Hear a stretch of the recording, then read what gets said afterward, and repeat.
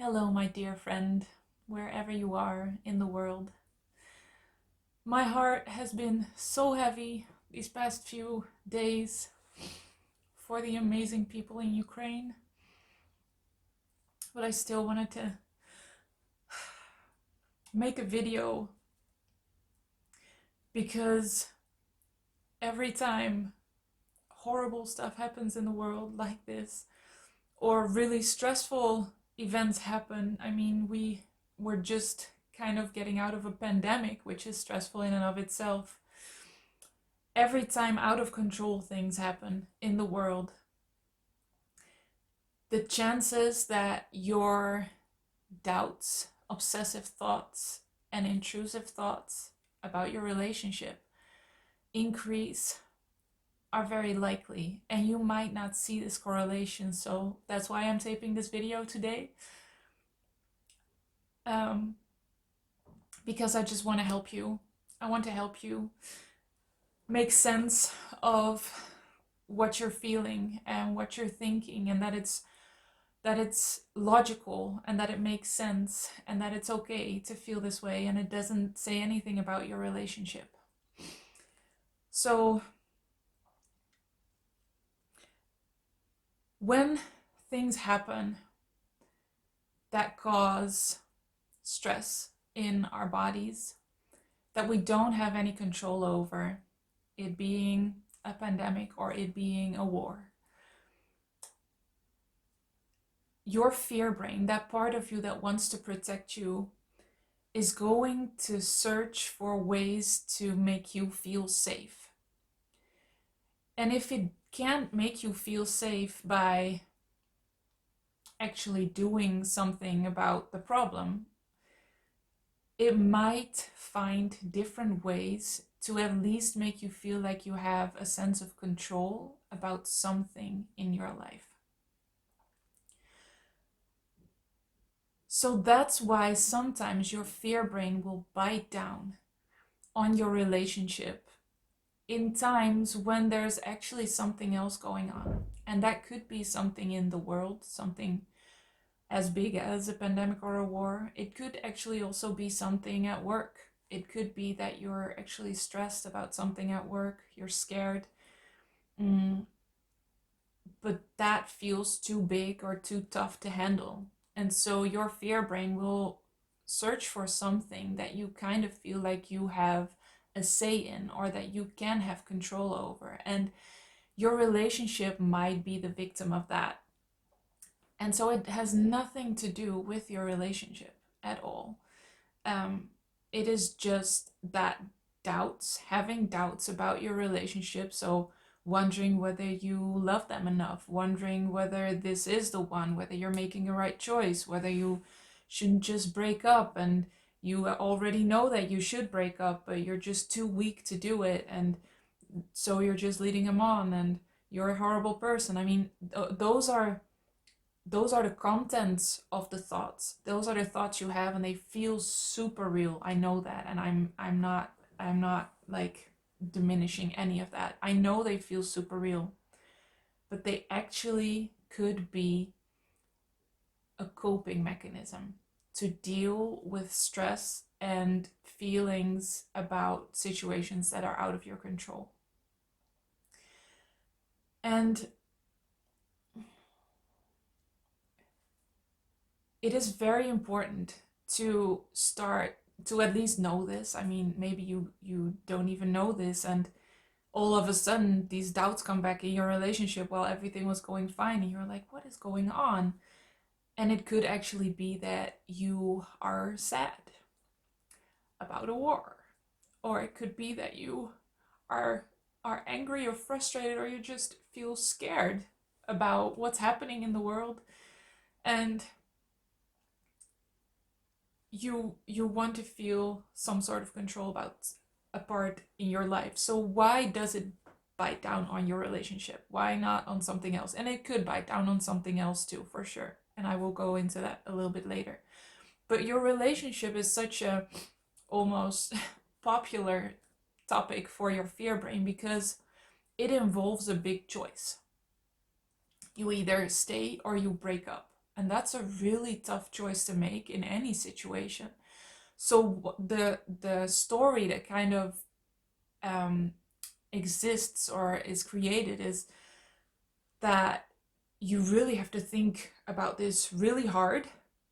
But when you break up, it might be that you actually are happy and you don't have all these feelings that you have no way of dealing with. So there is this fantasy that when you break up, then you will feel all right, then you will be happy, then everything will be over. And it's a very big decision, so it shouldn't be taken lightly. I mean, if your fear brain would attach this to um, ditching a sweater, I'm just coming up with something, that's not as big of um, a decision. You can just try to ditch that sweater and see how that goes, and you can buy a new sweater and no feelings are hurt and everybody is fine. But in a relationship there's another person, and if you break up, you know that you will hurt that person. So it feels much more loaded and it feels like a much bigger decision. And so the story, the fantasy of, but when I'm on the other side, when I've broken up, then I will be all right, can play much more in your head, because you can't just like try it out and see how that feels. Um, so that's why your fear brain will go to your relationship quite quickly.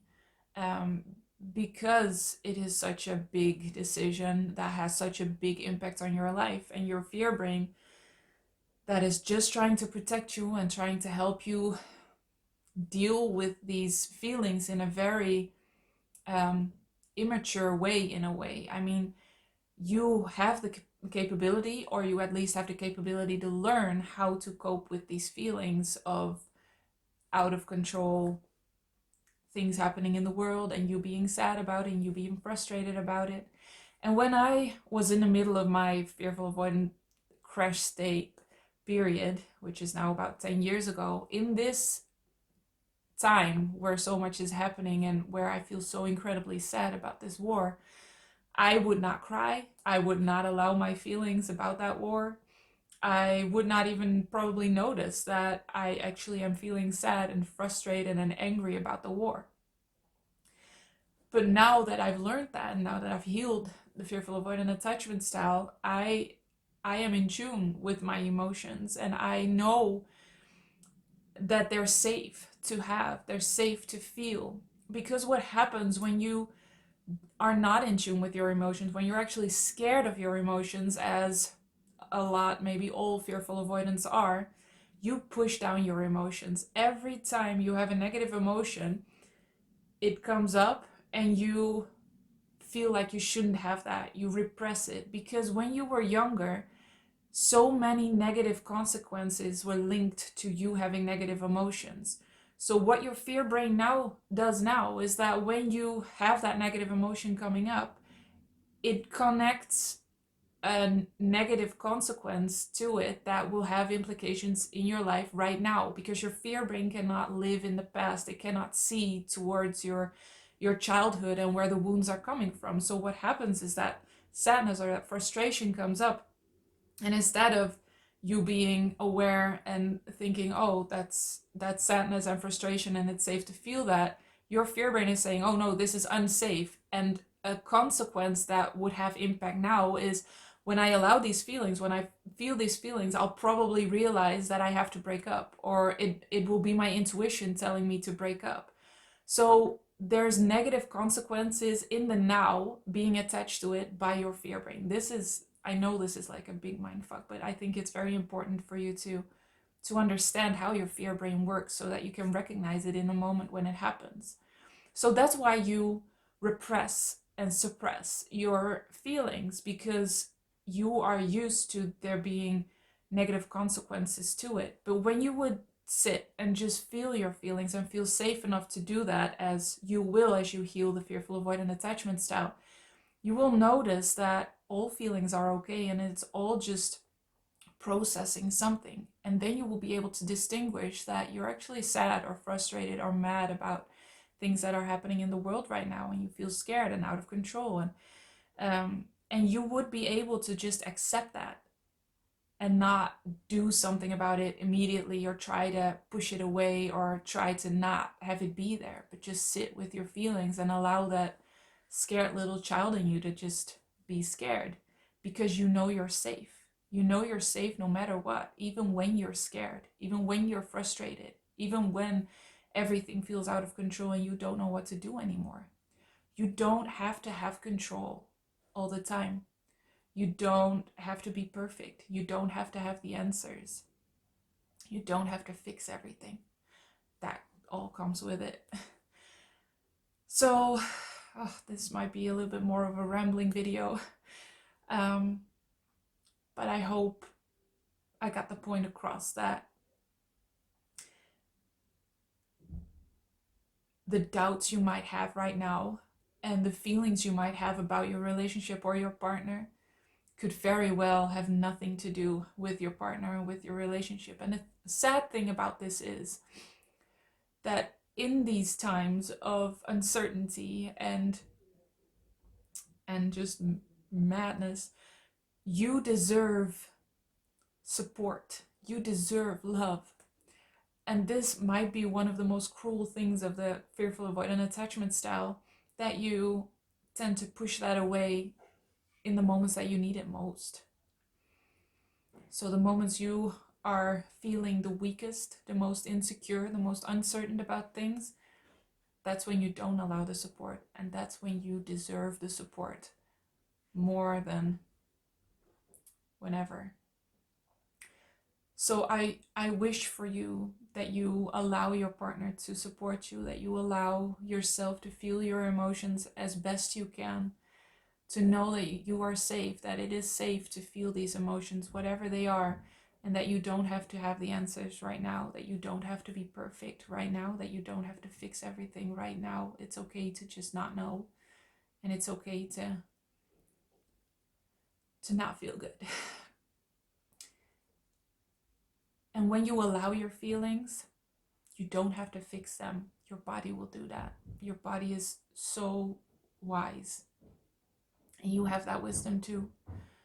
So it will process those feelings, and there will come a time when you feel a little bit more powerful, a little bit more happy even. And those times will come, and allowing your feelings is actually a very beautiful step towards that. Not wanting to push them away or wanting to fix them. All right. I wish you so much love. Wherever you are in the world, I know there are other things going on in the world as well. And I wish you peace and safety. And I will be back next week with a new video.